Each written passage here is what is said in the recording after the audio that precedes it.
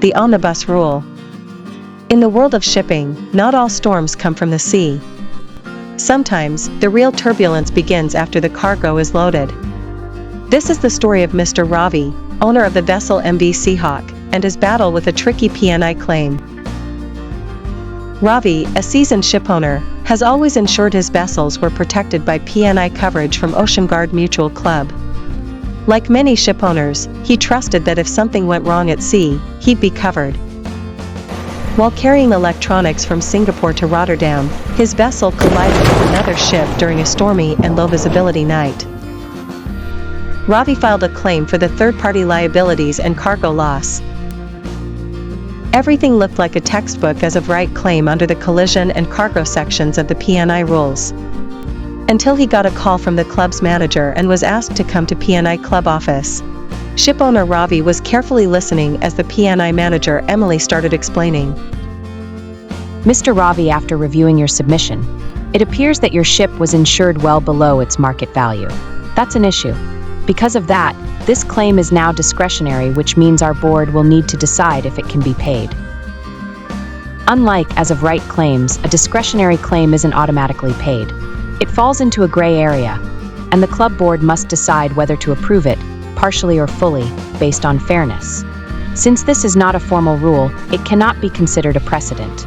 Each case will be assessed individually, and decisions will depend on the specific circumstances of the ship owner's claim. But I've been with the club for 7 years. How can this happen?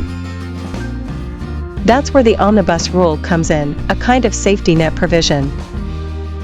The Omnibus Rule allows clubs to approve claims not explicitly listed if the board believes it aligns with the spirit of P&I cover, and that the member acted in good faith. Emily and her team gathered documents, legal advice, and internal analysis. Ravi also submitted a written explanation expressing his long-standing good record and explaining the underinsurance mistake. The board met behind closed doors. Ravi wasn't allowed to attend. The managers presented the file and gave context, referring to past decisions. After deliberation, the board agreed to partially approve Ravi's claim, citing his honest mistake and the fact that the loss was real, not speculative. This isn't unique. In 2008, a ship was fined in China for bunkering without authorization. Normally, P&I clubs don't cover fines, but using the Omnibus Rule, the UK P&I club decided to pay. Why? Because the member acted in good faith, and the fine was from a genuine misinterpretation, not misconduct. Wait, what if the board had rejected it entirely? Do I just accept it? That's where dispute resolution procedures come in. Each club is different. For example, some clubs may offer internal adjudication. Others allow disputes to go to the High Court in London or arbitration, as outlined in the rules. But there's a catch. The shipowner has very limited access to what was actually discussed in that board meeting or how the decision was made. They don't get to cross-examine or even fully understand if the process was entirely fair.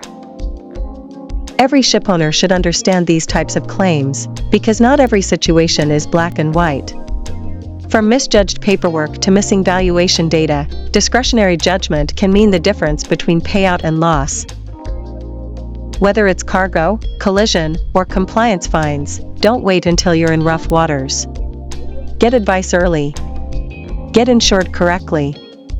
And always understand how your P&I club handles discretionary and omnibus decisions. Mr. Ravi S. Seahawk weathered the storm, not alone, but with support. If you enjoyed this video, please consider giving it a like and subscribing to the channel. It really encourages me to continue creating more content like this. And if you think someone else might find this helpful, feel free to share it too. Your support truly means a lot. Thank you.